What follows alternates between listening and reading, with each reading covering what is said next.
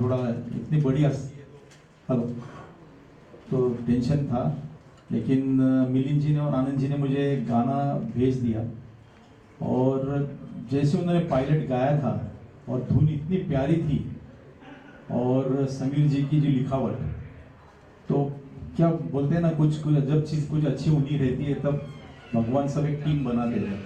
तो ये 2 दिन में मैंने ये गाना पूरा बाय हार्ट कर लिया और नीरज जी को बोला चलिए मैं आ जाता हूँ बॉम्बे, देखेंगे मैदान में क्या होता है।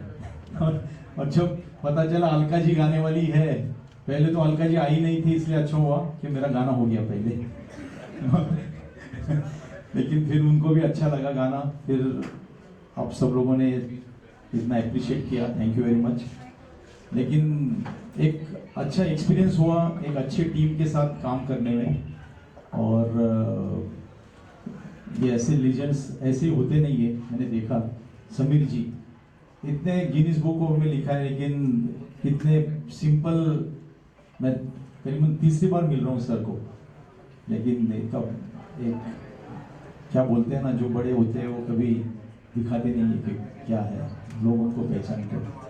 और अलका जी का एक्सपीरियंस तो ऐसा रहा कि काफ़ी टेंशन थी, क्योंकि कुमार सामुदा, उदित जी सब लोगों के साथ गाया कि अभी मैंने बोला कहाँ मैं आ जाऊँ, मैं तो किशोर भक्त हूँ, किशोर दा के गाने इतने साल से गाते आ रहा हूँ। और ये जब गाना शुरू हुआ तब आनंद मिलिंद जी को मैंने थोड़ा सजेस्ट किया था कि थोड़े इंट्रो जब हो जाएगा तब कुछ योडलिंग या ऐसे कुछ करूँ क्या, तो 11th आवर पे उन्होंने डिसीजन दे दिया और उन्होंने वहीं पे वहीं बना के हमने वो इंट्रो कर दिया। थैंक यू वेरी मच, सबका आभारी हूँ मैं। Thank you. So I'm already here, I don't need to be invited. कहना चाहूँगी कि 90s एरा के गाने जो हैं वो इतने मशहूर हैं और मैं देख रही हूँ कि वक्त के साथ और मशहूर होते जा रहे हैं। तो I think it was a very good idea, अगर वही गाने लोग सुनते हैं, नए गाने बनाए जाएँ उसी फ्लेवर में 90s के, तो गाना भी नया होता है और फ्लेवर भी वही है, बरकरार रहता है जो लोग पसंद करते हैं सुनना। तो I think it was a very good idea and Octave music को क्रेडिट जाता है इसके लिए, नीरज जी, शिखा जी और हम सब ने, हम लोग को सबसे बड़ी खुशी इस बात की थी कि हमारा जो गुट है, गुट आनंद मिलिंद समीर जी, हम लोग सब ने बहुत काम किया है साथ में, और it was like history repeat, coming back together, you know, same Lord coming back together. तो हमारे लिए बहुत अच्छा मोमेंट था, क्योंकि हमें लगा कि हम फिर मैदान में हमारा गुट वापस आ गया है और बहुत अच्छा लगा, बहुत मज़ा आया। सुना है बहुत इसको, बहुत सुन रहे हैं गाने को, तो इसी से पता चलता है कि ये जो गाना है वो कितना पसंद आया लोगों को। And all the best Octave music, और करते रहिए, आगे बढ़ते रहिए। Thank you. सबसे पहले तो मैं समाभिवादन कहूँगी सबको, और ये कहूँगी कि अलका जी जिन्होंने बहुत अच्छा गाया है, समीर जी जिन्होंने बहुत अच्छा लिखा है, आनंद मिलिंद जी जिनकी म्यूज़िक है, और मकरंद जी जो बहुत अच्छा गाए हैं, इन सबका बहुत बहुत धन्यवाद जो मेरे कंपनी के लिए, मेरे ऑक्टेव एंटरटेनमेंट के लिए गाए हैं, ऑक्टेव म्यूज़िक के लिए गाए हैं। और बस इतना ही कहूँगी कि इस गाने की सबसे पहली फैन मैं। क्या बात है। हम मेहनत करते हैं, शायद बहुत सारे लोगों को पता नहीं होगा, मैं तो देखता रहता हूँ कि एक जो सही मायने में जज्बा है वो नीरज मिश्रा जी में बहुत है। एक बार ठान लेते हैं तो वो करके दिखाते हैं। इन्होंने मुझे बहुत पहले कहा था कि मेरी चाह है कि अलका जी के साथ एक गाना मुझे करना है, वो आज कर लिया। मैं देख रहा था कि याद आ रहा था मुझे कि it's what a wonderful feeling. Of course, I mean we all love her so much, so dearly. तो वही एक ड्रीम होता है, एक ख्वाब होता है। और इतनी बड़ी टीम, समीर भाई तो मेरे मतलब पिता समा बहुत प्यार करते हैं, मुझे बहुत पुराना जानता हूँ, इतना काम किया है कि कहने की हद नहीं। और इनके गाने तो हम गा गा के सीखा है हमने इन सब के। तो और आनंद मिलिंद जी बहुत प्यारे, मैं इनको एक बार बहुत दफ़ा बहुत साल पहले मिला था तो इनको याद है, पर इट्स अ वंडरफुल टीम। और मकरंद जी ने तो कमाल किया, आपने भी। And I saw the videos, you guys have done awesome job. and hip hip hooray to Octave Music. So please keep watching the music that is going to come in time to come. और मैं क्या मेरे बोती बताऊँ. Congratulations to all of you, क्योंकि समीर जी को मैं परसों से जानती हूँ, अलका जी को, आनंद जी को, और अब नीरज जी को, धीरज जी के साथ हमने टाई अप किया है. तो जिसको कहते हैं ना, एक विश थी कि हम लोग ऑक्टेव म्यूजिक के साथ साइन करें, और जब किया तो it is a dream come true. And thank you Neeraj ji. Congratulations to entire team and the directors too. Sir सपने तो बहुत दिन से देख रहे हैं, क्योंकि मैं 90s एरा में ही काम किया हूँ. मैंने जतिन ललित जी के साथ काम किया है और बड़े खूबसूरत गाने बने हैं, और समीर जी ने लिखा था उस वक्त भी और लिखते हैं. और अलका जी को मैं तब से जानता हूँ, जतिन ललित जी के ज़माने से, और अभी मैं अलका जी के साथ 15 साल से जुड़ा हूँ. मैं उनको मैनेज भी कर रहा हूँ, मेरी कंपनी कर रही है, और आनंद मिलिंद जी में मेरी कंपनी में ही है. तो जब म्यूज़िक लेवल शुरू हुआ था तो हमने डिसाइड किया था कि मैं अच्छे गाने करूँगा. और पहले 2 गाने रिलीज़ हुए थे, जो एक डांसिंग नंबर थे और एक दूसरा लव सॉन्ग था. फाइनली आनंद मिलिंद जी से डिस्कशन हुआ कि गाना करना है, और समीर दादा से बात हुई, और फिर ये डिसाइड हुआ कि 90s फ्लेवर का गाना करेंगे. और मैंने अलका जी को रिक्वेस्ट किया कि आप हमारे कंपनी में गाएंगे तो बहुत अच्छा लगेगा. तो उन्होंने तुरंत हाँ बोल दिया. इनफैक्ट 2 गाना उन्होंने किया है. अभी एक नेक्स्ट सॉन्ग हम रिलीज़ कर रहे हैं उदित नारायण जी के साथ में, तुरंत ही. और फिर मेरे फ्रेंड हैं मकरन जी, बहुत ही अच्छा है, मैं उनको जानता हूँ. मैं हमेशा बोलता हूँ कि मकरन जी जब आप गाते हैं ना, तो आप एकदम नाभि से गाते हैं. मतलब इतनी खूबसूरत आवाज़ है. किशोर दा को फॉलो करती हूँ. तो मकरन जी और अलका जी का कॉम्बिनेशन बना. आनंद मिलिंद जी ने बहुत ही अच्छा म्यूज़िक कंपोज किया और समीर जी ने लिखा. तो जाके ये गाना तैयार हुआ, और गाना बहुत अप्रिशिएट कर रहे हैं लोग.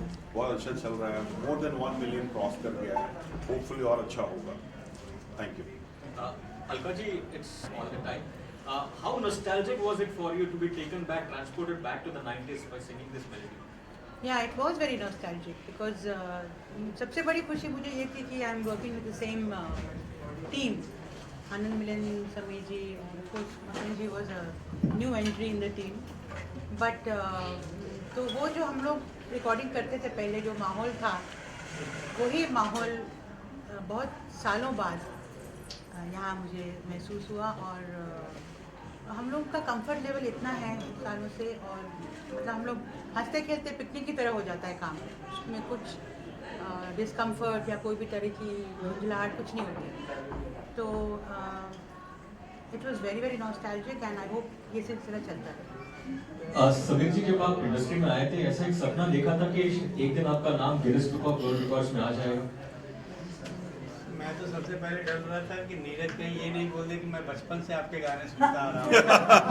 और अच्छा हुआ तुमने भी ये नहीं बोला, नहीं तो बड़ी घबराहट होती, उम्र का एहसास होने लगता. नहीं, मैंने ये बोला कि जतिन ललित के समय से हम लोग मगर को जानते हैं. बिल्कुल कभी नहीं सोचा था जिंदगी में. गिनीज बुक की तो बात छोड़ो, मैं तो यहाँ पर एक गाना लिखने का सपना लेके आया था कि अगर एक गाना लिखूँ और रेडियो सिलोन में बज जाए तो मैं समझूंगा यार मेरी ज़िंदगी में जो अचीव करना था मैंने कर लिया.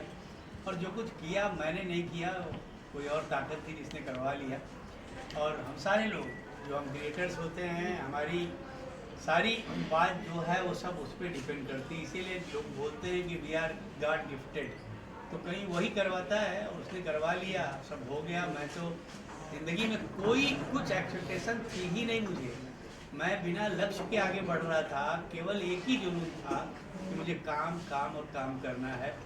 नीरज ने जब रिक्वेस्ट किया आपके म्यूज़िक के लिए तो बहुत खुशी हुई. और आनंद मिलिंद और अलका, हम लोग जब जुड़ते हैं तो ऐसा नहीं लगता काम करने के लिए जुड़ते हैं. काम तो हम लोग 5-10 मिनट करते होंगे, 1.5 घंटे तो गपशप होती है.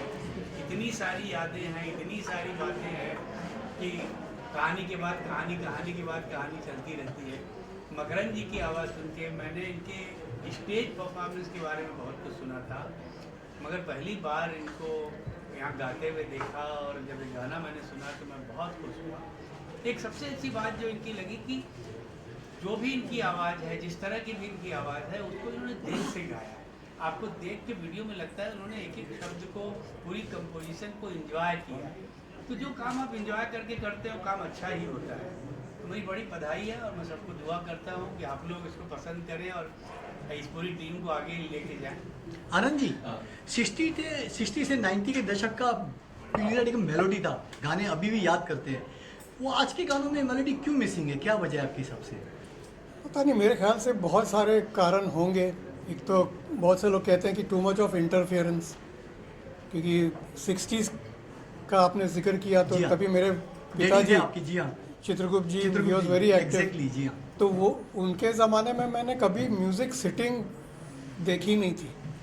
डायरेक्टर आके फिल्म डिस्कस कर लेता था और सिचुएशन मोटा मोटी, उसके बाद सीधे रिकॉर्डिंग में सुनते थे वो। जी हाँ, there was no music sitting कि मैं गाना पास करूँगा और फिर वो गाना रिकॉर्ड होगा। तो एक बहुत मेजर चेंज वो हो गया। जी हाँ, और दूसरा, because of computers and digitalization, बहुत से लोग हैं वो जिसको कहते हैं मंच के नहीं आते हैं। मतलब आपको you have to be fully prepared. You should have a very good background of music and then you should enter. तो कंप्यूटर तो क्या है कि कोई भी ऑपरेट कर लेता है।